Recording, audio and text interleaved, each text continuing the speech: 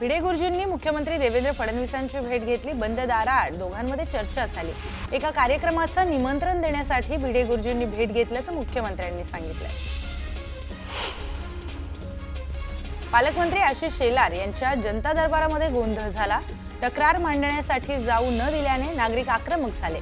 Andheri पूर्वमधील BMC कार्यालयामध्ये आशिष शेलारांचा जनता दरबार भरला होता। लक्ष्मण हाकेंच्या टीकेला राधाकृष्ण विखे पाटील यांनी उत्तर दिलंय। हाकेंच्या टीकेला उत्तर देण्याची गरज वाटत नाही। समाज बांधवांनी विचार केला पाहिजे की असं वक्तव्य करणार नेतृत्व आपल्याला पाहिजे का?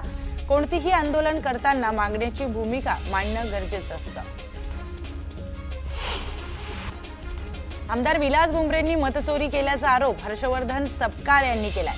उल्हासनगरच्या एका कार्यक्रमात त्यांनी हा हल्लाबोल केला। काम करत राहिल्यामुळेच मी मोठा झालो।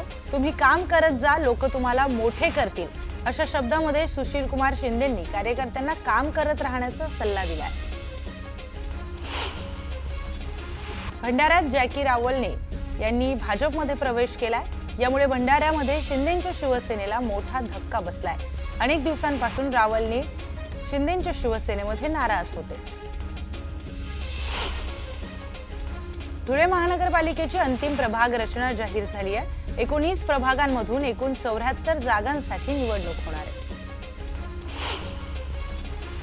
नांदेड जिल्ह्यातील किनवटच्या सारखणीत बंजारा समाज आक्रमक झाला। बंजारा समाज बांधवांनी खासदार अशोक चव्हाणांचा ताफा अडवला। यावेळी जोरदार घोषणाबाजी करत बंजारा समाजाला एसटी प्रवर्गातून आरक्षण देण्याची मागणी करण्यात आली आहे। मागण्या मान्य न झाल्यास मागण्या मान्य करा किंवा अन्यथा खुर्च्या खाली करा असा इशारा यावेळी देण्यात आलाय। हा तर ठाकरेंचा पक्ष फुटीचा हंबरडा। हा मोर्चा शेतकऱ्यांसाठी नाही। या मोर्चामध्ये एकही शेतकरी किंवा सामान्य नागरिक नाही, अशी टीका संजय शिरसाट यांनी उद्धव ठाकरेंच्या हंबरडा मोर्चावर केली आहे। लातूर दौऱ्यादरम्यान संजय शिरसाटांनी संजय राऊतांवर जोरदार टीका केली आहे। एका कार्यक्रमाला संजय शिरसाट आणि संजय बनसोडे उपस्थित होते।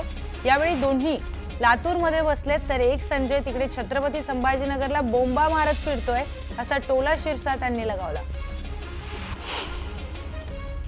एचडीएफसी बँकेने दिवाळी आधीच ग्राहकांना मोठं गिफ्ट दिलंय। बँकेने एमसीएलआर मध्ये 15 बेसिस पॉइंट्स पर्यंत कपात करण्याची घोषणा केली आहे। त्यामुळे होम लोन, पर्सनल लोन किंवा बिझनेस लोन घेणाऱ्या कर्जदारांना मोठा दिलासा मिळणार आहे। नवीन दर लागू झाल्यानंतर कर्जदारांचा ईएमआय कमी होईल। एअर इंडियाच्या सर्व बोईंग 787 ड्रीम लायनर विमानांचं उड्डाण बंद करून त्यांना ग्राउंड करा, अशी मागणी भारतीय पायलट महासंघाने नागरी विमान वाहतूक मंत्रालयाकडे केली आहे। या विमानांमध्ये वारंवार होणाऱ्या बिघाडांचं प्रमाण दिवसेंदिवस वाढतंय। त्यामुळे बिघाडांची चौकशी करणं ही अतिशय आवश्यक आहे, असं भारतीय पायलट महासंघाने केंद्रीय मंत्र्यांना पाठवलेल्या पत्रामध्ये लिहिलंय।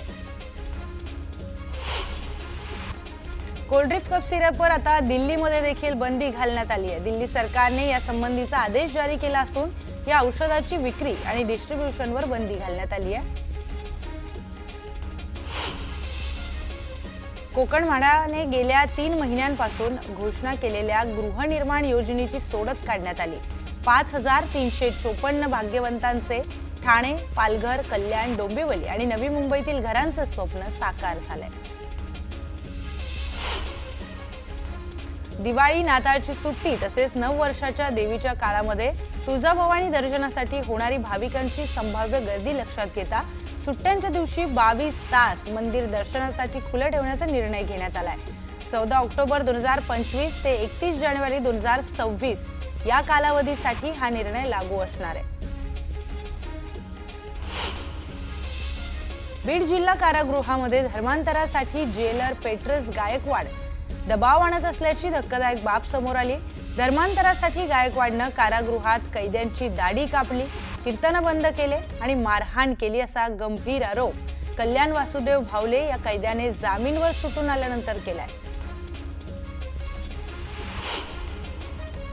जळगावच्या बिबानगरमध्ये घरफोडीची घटना घडली आहे। चोरट्यांना 97,000चा ऐवज लंपास केलाय। तोंडाला रुमाल बांधलेले 2 चोरटे हे सीसीटीव्ही मध्ये कैद झाले। मुंबई महापालिका निवडणुकीसाठी प्रभाग आरक्षण कार्यप्रणालीबाबत अधिसूचना जारी करण्यात आली आहे। प्रभाग आरक्षण सोडत चक्राकार पद्धतीने काढण्यात येणार आहे। पुढील आठवड्यामध्ये प्रभाग आरक्षण सोडत कार्यक्रम जाहीर करून प्रभाग आरक्षण काढले जाणार आहे। अमरावती जिल्ह्यातील गुरुकुंज मोजरीमध्ये संत राष्ट्रसंत तुकडोजी महाराज यांचा 57वा पुण्यतिथी महोत्सव पार पडला। यावेळी देश विदेशातून आलेल्या लाखो भक्तांनी तुकडोजी महाराजांना मौन श्रद्धांजली वाहिली।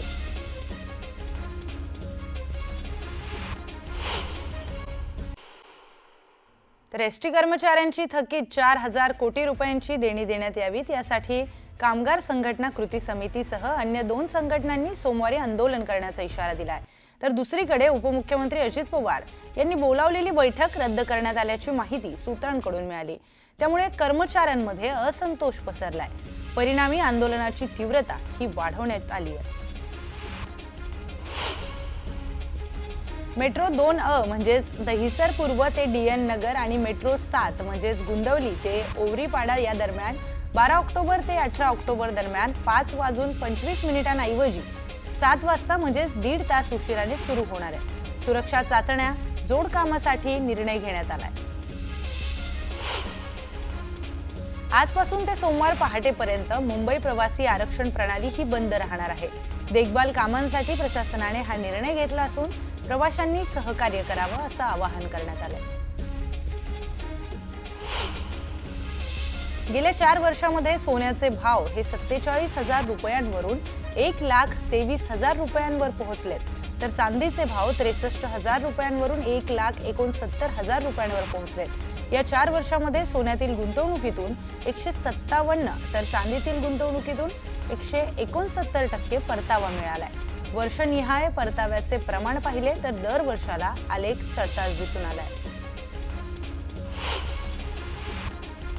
सोने चांदीच्या भावामध्ये वाढ कायम असून शनिवारी चांदीच्या भावामध्ये 2,000 रुपयांची वाढ होऊन ती 1,69,000 रुपयांवर पोहोचली। तसेच सोन्याच्या भावामध्ये 700 रुपयांची वाढ होऊन ते 1,23,000 रुपयांपर्यंत पोहोचलं। गेल्या आठवड्यापासून चांदीच्या भावामध्ये मोठी भाववाढ सुरू झाली आहे।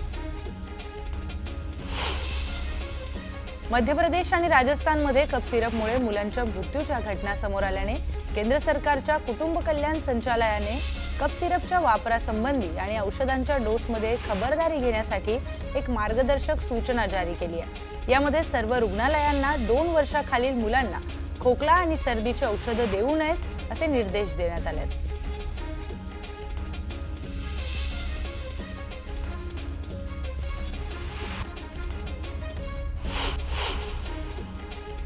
मध्य प्रदेशमधील छिंदवाडा, बैतूल आणि पांढुर्णा येथील विषारी कफ सिरप प्रकरणामध्ये 22 चिमुकल्यांचा मृत्यू झाल्यानंतर सरकार आता ॲक्शन मोडवर आलंय। मध्य प्रदेशचे ड्रग्ज कंट्रोलर दिनेश श्रीवास्तव यांनी बॅन कफ सिरपची जो स्टॉक होता त्याची सीज कारवाई सुरू करण्यात आली आहे। राज्यामध्ये कफ सिरपचे उत्पादन करणाऱ्या 30 कंपन्यांच्या तपासणीसाठी केंद्र सरकारला पत्र पाठवण्यात आलंय। महाराष्ट्रातील पुणे शहरामध्ये घरांची विक्री घटली आहे। पुणे बेंगळूर नंतर देशातील दुसऱ्या क्रमांकाचं सर्वात मोठं IT हब आहे। अमेरिकेच्या टॅरिफ धोरणाचा फटका जगातील IT क्षेत्राला बसलाय। पुण्यातील IT पार्कमधील हजारो कर्मचाऱ्यांनी आपली नोकरी गमावली।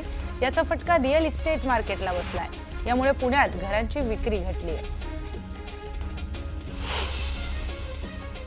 मुंबईतून मान्सूनने काढता पाय घेताच ऑक्टोबर हीटची सुरुवात झाली आहे। मुंबईचे कमाल तापमान 34 अंश सेल्सिअस पर्यंत वाढले।